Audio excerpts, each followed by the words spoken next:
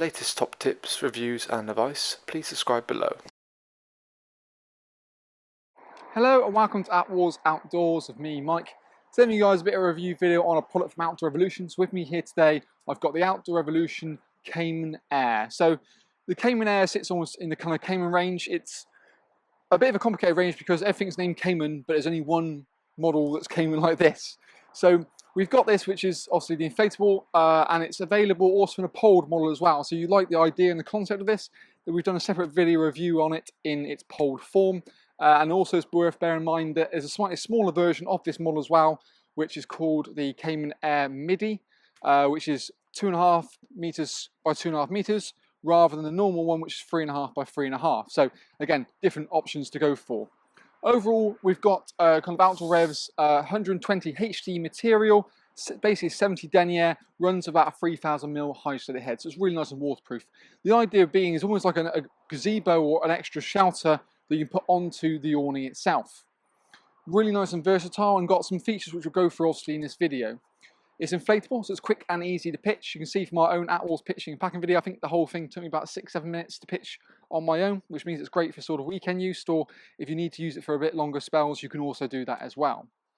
The quick and easy pitching, this comes from the kind of essential inflatable tube here. So you've got one inlet point and outlet point. It's kind of a dynamic speed valve, so it's like a big size dinghy kind of valve. Very easy to get the air in and out, and a manual pump comes supplied with the awning itself. One point pumps up the whole awning, so it's got a welded cross beam in the middle. So again, it means it's, you know, very simple, one single point to inflate, and then also you then fold towards the sort of deflation valve at the same time. Again, you can see that from our packing video. We've got, it's kind of almost a little bit of a, I'll call it like a hybrid, just because it's not an awning that necessarily faces directly out from the van this way, but because it's kind of brow pole, it also faces the same way as the vehicle. And what you can actually do is buy an additional Annex, as we've got it in place here, to really kind of make this, again, run alongside the van rather than looking directly out. Each panel on this model can sort of open up, so it can become a complete almost gazebo if you really, really wanted to.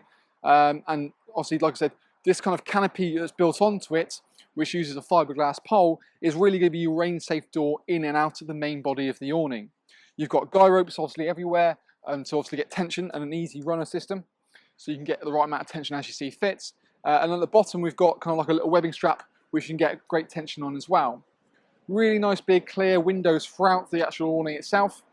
Great visibility into the awning, but also you've got curtains looking to behind to get that privacy as and when you see fit. It's available in 3 different sizes. The main body stays the same, but it attaches different heights. So you do a low, a mid, and a high.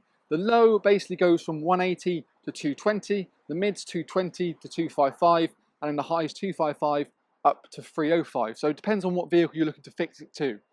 The tunnel length's around about sort of 260, so it'll fit, like I said, VW kind of vans, transit vans like I've got here with the low.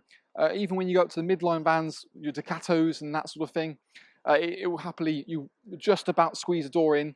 It's a bit tight and you may have to bring it back a little way, but it kind of gives you an idea of that. And then for taller vehicles, easily does it. In terms of connection methods, you've got 3 main methods you can use. We've got kind of beading or CADA pre-attached onto it. You've got a 6mm and 4mm channel pre-attached, so you can feed that directly into a winder or to a C-rail if you wished.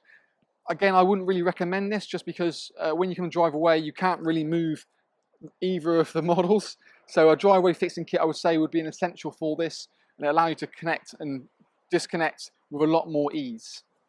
You can also just go with guy ropes over the top of the van, just to guy it down the other side and pull that material up towards the vehicle, and that's certainly a way, if you haven't got any rail systems, you can quite happily use. Failing that, what you can also look at is there's a sleeve in there, so you can put a pole and clamp kit quite happily in there as well. Again, just clamp that into a gutter rail or a reamer rail if you see fit. So again, lots of different options. You've got a door section in both sides of the tunnel as well. This will allow you to access the van without going through the awning every single time. So if you want to have someone sleeping inside of there, again, you're not going to necessarily disturb them.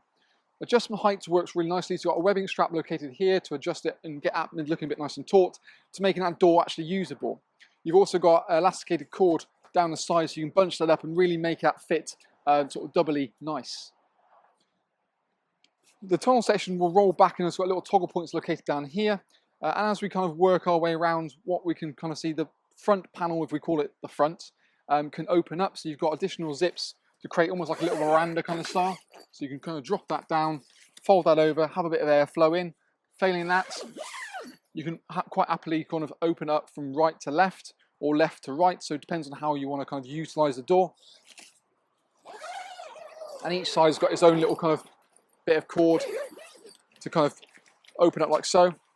And when we come into the kind of main section, all of the doors have got kind of lip up and lip down crown sheets, and it's sort of sewn in the best part, but because it lips down, lips up, there is a little bit of an overlap, which we'll come to see in just a moment. But yeah, certainly by allowing yourself to drop that down, you can really create kind of a trip-free hazard into the actual awning itself.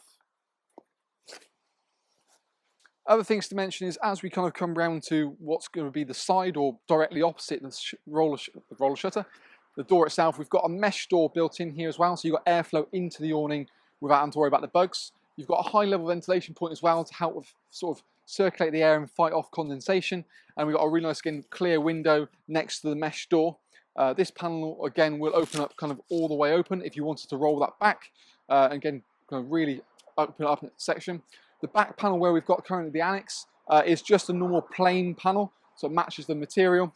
So again, you can physically remove that panel. It's the only panel you can remove and replace it with an Annex if you want to sleep some extra people, not necessarily without compromising your internal space. But I'll tell you what, let's have a little look inside the awning and talk through a few more features that the Cayman Air has to offer. So now initially inside the Cayman, you can certainly see that front mesh door we've got located there, and obviously the big sort of PVC windows you see located here. Now, what we can do is actually, the windows in all of the kind of main living area can kind of toggle up halfway or fully up to get that level of privacy. So it can toggle up literally to a midway point, or saying that, go up fully, depending on kind of what you really want to achieve.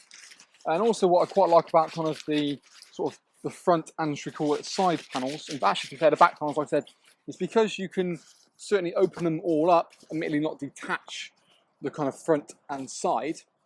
It really seems like a seamless kind of section.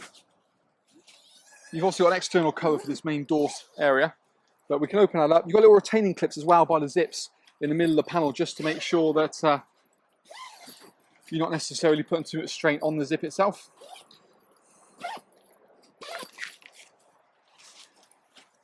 So we can undo that, undo that, undo that. Like I said, roll that nice and neatly open. It's also toggled down to the section located here.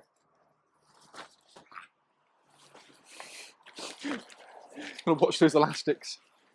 And we'll just kind of roll that up quite quickly along to the kind of that side section there.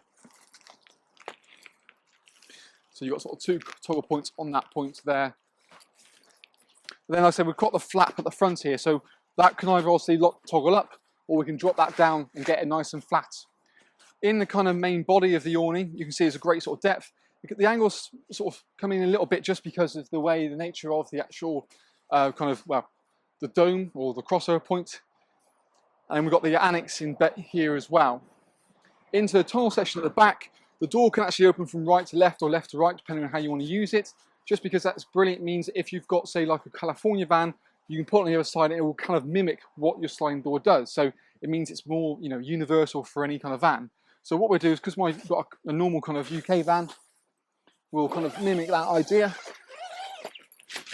Undo that, roll that back, and then suddenly what that does, it creates a little storage section behind this section here. And you've also got mesh built into this front part of here to get airflow in while still remaining the privacy. Well, I'll tell you what we'll do, we'll drop that down to the floor, and again just kind of completely open it all up. For the time being, I'll untoggle that and just chuck it in the corner. Again, like I said, we've got all four sides have that kind of lip up, look down structure. An additional 2-berth bedroom can go in the main body, but it's going to pretty much take up majority of the whole space. So it's going to take up the whole sort of front section. You can have a little bit of a corridor by that side door if you really wanted to get in and out. But you know, that's where kind of, if you're looking to sleep someone here, I'd probably then highly recommend the Annex, because you've still got all this glorious space. Have a table, chair set on a rainy, windy day, and not have to compromise that just for sleeping some extra people. The tunnel is quite nice and wide and opens up. The door section can open up completely in there. So again, if you wanted to use it for storage or just generally have it more of like an open plan, that's a really nice idea. In fact, let's pick the camera up and kind of come inside to get a bit more of a better feel for the awning itself.